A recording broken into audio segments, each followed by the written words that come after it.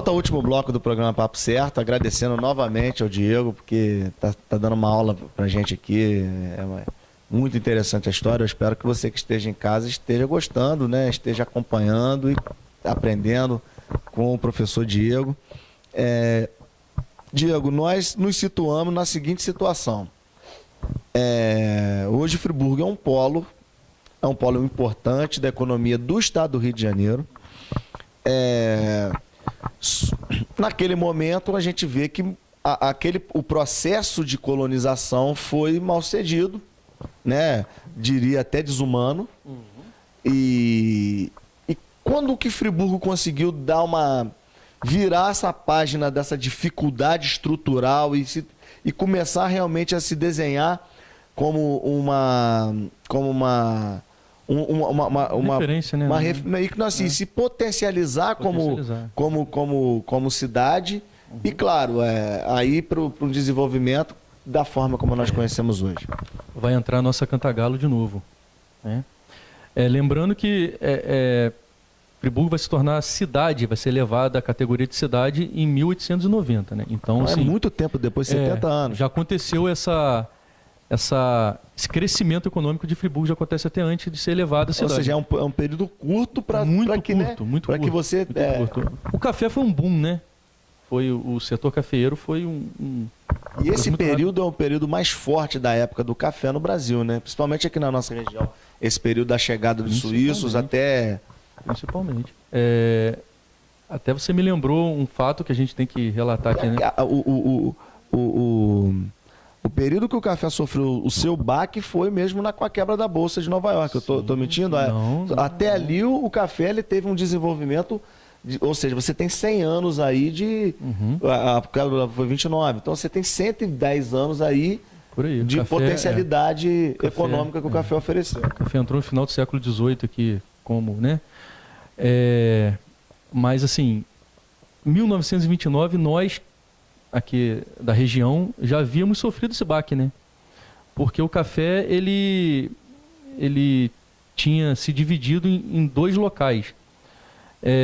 Realmente, você tem razão na sua colocação, Cantagalo se tornou assim um dos principais produtores de café, o maior exportador de café do mundo.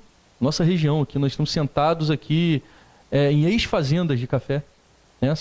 Que tudo assim, começando mais intensamente, não que Macaé não tinha, Lumiar não tinha, Amparo não tinha, mas assim, mais intensamente a partir de Bom Jardim e atravessou Madalena, Campos, Volta Redonda, Vassoura, né? Temos aí os casarões... Vale do Paraíba lá, que também é muito tradicional. Exatamente. Então, realmente, Cantagalo se tornou o maior exportador. Mas ele perde força. Na virada do século, ele perde um pouco dessa força e São Paulo toma esse lugar de primeiro, né? Maior exportador. Então, a gente, assim, na queda da Bolsa de 29, a gente já está meio cambaleando em relação ao café. Mas Friburgo, em 1890, já era uma cidade. E o que é principal, até entra aí a figura do Barão de Nova Friburgo, provavelmente veio, né? Que antes já tinha os barões aqui nessa região e que depois Friburgo já virava para esse polo. Eu queria que você explicasse como é que se deu esse processo. Tá, só vou assim para não deixar em aberto para o telespectador não ficar em dúvida, né? Que foi a crise 29, né? Foi o que a gente chama a quebra da Bolsa de Nova York após a Primeira Guerra Mundial. Os Estados Unidos ganhou muito dinheiro exportando produtos para os países envolvidos na guerra, entrou tardiamente na guerra, colheu os louros que a guerra proporciona, porque a guerra dá dinheiro, né? Principalmente para quem não se envolve diretamente. É hoje, né? Claro, como foi o caso dos Estados Unidos. Hoje é uma grande estratégia de mercadológica. Exatamente. E os Estados Unidos enriqueceu muito, né? Só que ele continuou a superprodução. Mas peraí, essa produção, ela não vai... Eles não vão absorver toda essa superprodução. Tem uma hora que você deveria ter parado. Mas não, os Estados Unidos continuou produzindo. Especulou-se muito. Então houve a quebra. E os Estados Unidos era o maior importador de café do Brasil. E quando você passa fome, você deixa de comer o seu pão ou tomar o seu café? Então, eles optaram pelo óbvio, pararam de tomar o café e o Brasil passa por um período terrível. E a própria Europa, que também ensaiava uma recuperação econômica, sim. né? Sim, sofre também com a falta de dinheiro dos Estados Unidos. Então, assim, as fazendas de café de Cantagalo, que já havia perdido esse lugar pro do oeste, paulista principalmente, todas elas em torno do Rio Paraíba, que passa aqui próximo da gente, que é uns 20 quilômetros, então sofre um baque pela segunda vez. Mas aí a gente volta à questão de Nova Friburgo, que antes disso, bem antes disso, Cantagalo já estava em declínio na sua produção de café e Friburgo já se situava como um polo mais importante econômico. Claro. Eu falei agora da crise, né? Você explicou para a gente a crise. A sua pergunta foi o auge, né, do café, né? Cantagalo vivenciou esse auge do café, foi o maior exportador de café do mundo. Isso contribuiu para o desenvolvimento. Então, exatamente. Aí entra o quê? A parte geográfica da história. Quem está no meio do caminho dessa exportação cafeeira? Quem? Nova Friburgo. Porque quem conhece aqui a região sabe que Cantagalo está aqui, ali na frente temos Bom Jardim, temos Friburgo, onde esse café era destinado ao Rio de Janeiro. Entremeio ao Rio de Janeiro. Exatamente. E essa época, assim, não havia chegado o trem ainda. Então, como que era escoado essa produção cafeeira? Através de mulas. Então, os tropeiros vão aparecer aqui na região como profissional importantíssimo, importantíssimo para a região, né? E os monerais, por exemplo, vão saber absorver muito essa economia. E Friburgo passou a ser o quê? A hospedagem desses tropeiros. E com o enriquecimento dos grandes fazendeiros, ainda estavam na monarquia, então eles compravam títulos, por exemplo, se tornaram barões, e uma figura aparece de destaque nessa história, que é o Barão de Nova Friburgo, o Antônio Clemente Pinto. Ele tem ainda, né? Infelizmente não vai muito bem, tá um imóvel bem desgastado, que é a Fazenda do Gavião, que é perto do Hospital de Cantagalo, era a sede da fazenda dele, mas ele investe parte desse dinheiro em Nova Friburgo. Por exemplo, ele e o filho dele, né? O Bernardo Clemente Pinto também, que, por exemplo,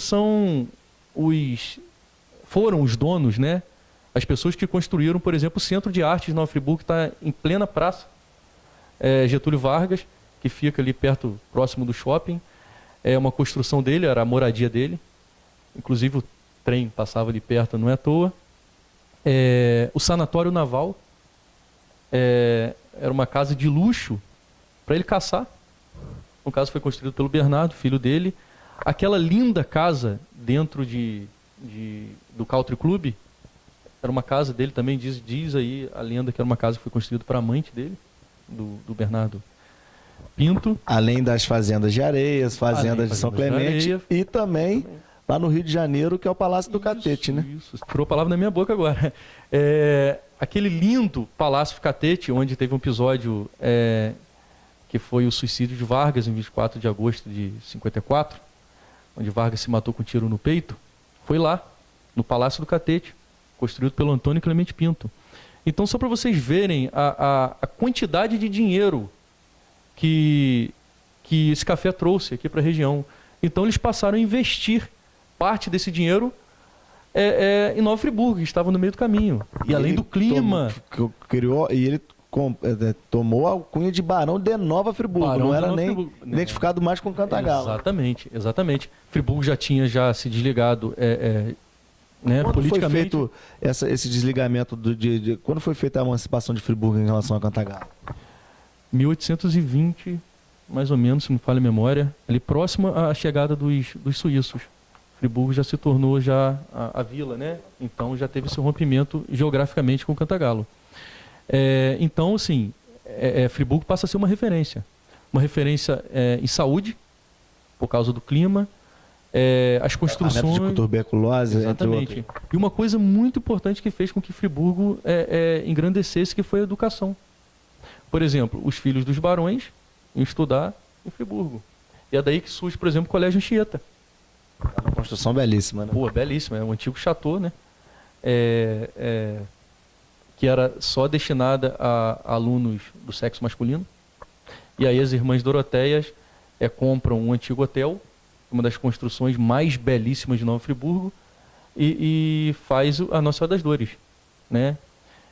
Destinada à educação feminina. Então Friburgo passa a receber esses ricos fazendeiros, descendentes desses ricos fazendeiros, não só. E os cariocas começaram a vir para Friburgo, a colocar os filhos estudando nas escolas de Friburgo, por exemplo.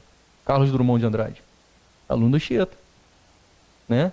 Chegou a ser quase expulso da Anchieta de tanta besteira que fazia na Anchieta, né? É só para vocês... Tanta boemia que tinha na...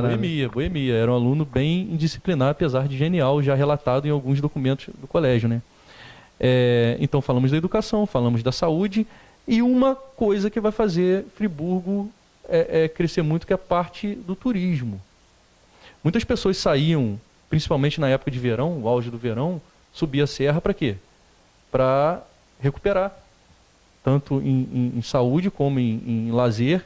Muitos tuberculosos subiam a serra para se curar em Friburgo. E aí chega a coisa que vai revolucionar de vez Nova Friburgo, que foi o trem. Tá? Você sabe precisar a época? O trem ele é de 1860, 1860 e poucos. Ele foi construído... ou seja, a alavanca de vez. Sim. O transporte, né? A forma de locomover produtos e pessoas. Claro. Então, é aí que eu ia chegar. Por exemplo, se eles já enriqueciam em lombos de mulas, imaginam em vagões de trem. E eles tinham uma visão, assim, empreendedora nessa época, tanto que a primeira parte da linha férrea é construída por quem? Antônio Clemente Pinto. Ele financia parte da construção desse trem. Traz o trem até... aí ele traz assim, ele traz mais ou menos até ali onde é a região de Cachoeiras de Macacu. E depois termina-se a construção da linha férrea e Friburgo passa a ser, agora, a partir desse momento, de vez uma referência para a região. E esse trem atravessa Nova Friburgo, ele entrava ali onde hoje é a polícia, ia para Rio Grandina. De Rio Grandina ele saía em Banquete, de Banquete ele ia para Monerá, de Monerá chegava Cordeiro, aí Cordeiro ia para Cantagalo, Euclidelândia, e daí ia fazendo o quê? Varrendo toda a produção cafeeira, enriquecendo mais esses barões, que teve seu auge aí em meados do século XIX. Tá? É no século XX que sofre aquele boom que a gente relatou aqui no início do terceiro bloco, que aí o Oeste Paulista toma conta da prioridade exportadora, digamos assim, aí vem a crise 29 e dá um outro baque, aí depois da crise 29 um outro baque e até o café perder bastante força, apesar de ser forte ainda hoje, tá?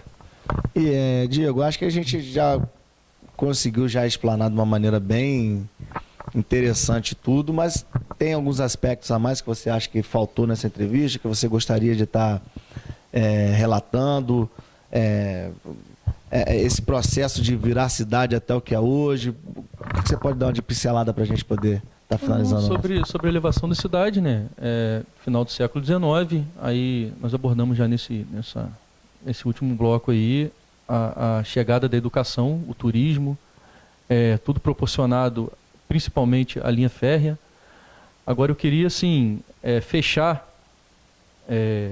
essa entrevista agradecendo algumas pessoas que fizeram parte da nossa formação histórica, que eu, como muitos amigos, somos filhos da extinta Santa Doroteia, e nós recebemos muita aprendizagem ao longo de 4 anos e alguns cursos após. E eu queria, assim,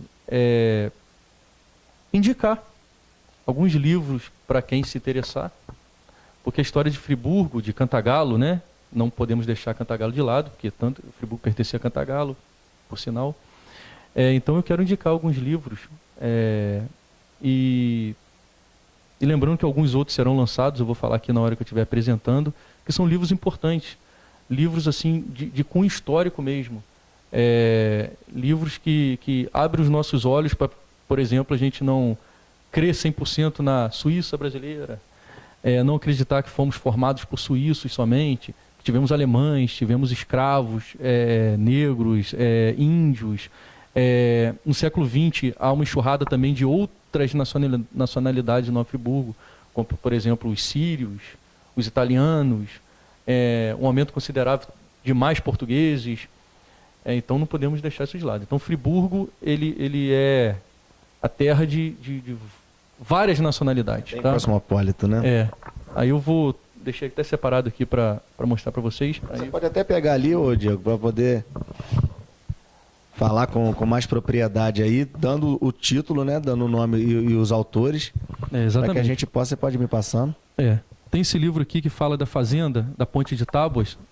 Inclusive, é um livro que foi idealizado e escrito em grande parte pelo historiador Jorge Miguel Maia, que faleceu agora há pouco, cerca de 1 mês, 2 meses. É um livro muito bom que quebra um pouco esse mito de Suíça brasileira, mostrando a presença negra, né? E a presença de portugueses. Aqui está o escritor, né? No verso, é um livro muito bom. Temos um livro da Janaína Botelho, que foi escrito recentemente, cerca de, sei lá, uns 6, 7 anos, 10 anos, sei lá, que é um livro muito bom que conta, que é um livro que era uma matéria do jornal Voz da Serra, que ela escrevia e ela juntou todas essas matérias num livro, que é um livro delicioso de se ler, que fala mais do cotidiano, é um livro muito legal, que você vivencia todo esse crescimento cultural de Nova Friburgo.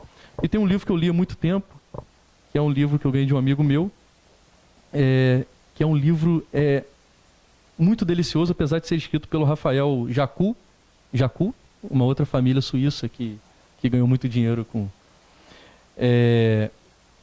apesar de não ser historiador, é um livro muito bom, que faz jus ao título, ou seja, contos.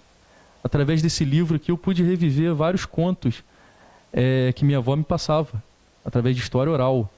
Até algumas histórias assim muito engraçadas, de um Mafor, minha avó era Mafor, falecida há alguns anos, que levou uma patada de uma onça, achava que era a história lorota dela, e quando eu li esse livro encontrei essa história aqui dentro. Uma coisa que me trouxe muita emoção na época. Um livro muito gostoso de se ler, que é a História, Contos e Lendas da Velha Nova Friburgo, do Rafael Jacu, tá? E tem um aqui do nosso conterrâneo aqui, né? Que é do Henrique Bon, que é A Noite dos Peregrinos. Esse livro aqui trata exatamente essa agonia dos suíços ao chegarem em Nova Friburgo. Então, ele dá um foco a poucos personagens que saem de Nova Friburgo, daí fazendo jus ao título, né? Peregrinos, e tentam ganhar dinheiro com café. E conseguem. Aí, assim, ele relata detalhadamente a derrubada das matas, como eles adquiriram as fazendas, ampliaram as fazendas, a compra, inicialmente, com muita dificuldade dos escravos, e aumentando essa compra, e multiplicando os escravos na fazenda, e exportando esse café. É um livro do Henrique Bon muito maravilhoso também. E a Bíblia da história de Nova Friburgo, que é o Teia Serrana. Esse livro aqui, ele tem vários autores, muitos deles professores da ex-Santa Doroteia.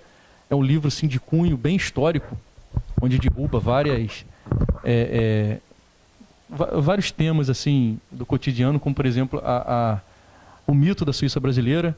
É um livro que trata assim, da gênese, ou seja, do início de Nova Friburgo, antes de Nova Friburgo, o início, o durante e até atual. Até assim, fala da chegada dos alemães, da industrialização do início do século XX, até perto da decadência dessa industrialização, que infelizmente deixou Friburgo órfão, né?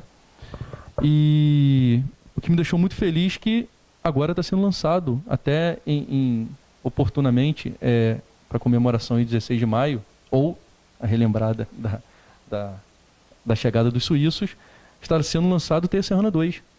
Só estou guardando o dia lá para poder comprar, pegar meu autógrafo e adquirir mais uma bela arte. Então, você está preparado já para o dia 16 de maio, com certeza você vai estar lá prestigiando. Claro. E a TV Interior vai estar presente na cobertura dos desfiles, dos festejos. Inclusive, Duda, vai ter um evento de colecionadores. Estarei levando minhas camisas antigas para ser expostas. Aonde vai ser esse evento? Vai ser no Clube de Xadrez. Eu esqueci exatamente o dia. É um domingo próximo ao 16, acho que é 21, sei lá. Depois, 20. Então, 20. Vai ser no Clube de Xadrez, na parte da manhã. Estarei lá contribuindo com as minhas relíquias. Só não leva aquela monte de camisa do Fluminense. Mas eu só tenho, só tenho praticamente as do Fluminense. O cara tem 70 camisas de futebol, 55 são do Fluminense. Eu acho que não devia contar. Eu vou te quebrar aí, cara. Não são 70 não, são bem mais que isso. A do Fluminense tem mais de 50. Tem mais de 90%. Mais de 50 camisas. Tem mais 150 camisas. Do Fluminense? São muitas camisas. São, assim, é impressionante. Uma hora a gente vai mostrar. Vamos fazer uma matéria sobre isso. Eu teria que contar. Mas é bem interessante. E assim, acima de tudo também para fechar aquela camisa do Friburguense, né? Que não deixa de ser uma referência aí da nossa região, um time que joga a primeira divisão há tantos anos. Não, que traz. Infelizmente, não joga a primeira divisão. Infelizmente agora, mas jogou por muitos anos, trazendo Flamengo, Vasco, Botafogo, Fluminense, para jogar aqui na região serrana, quem gosta de futebol acompanhando. Diego, só tenho que te agradecer, cara. Eu espero que você tenha gostado também. Gostei, claro. Você esclareceu muitos aspectos, foi uma entrevista bastante rica e em breve você vai estar assistindo aí também tudo sobre o festejo do aniversário de Nova Friburgo. Te agradeço, Diego. E TV Interior, sua segunda casa é aqui.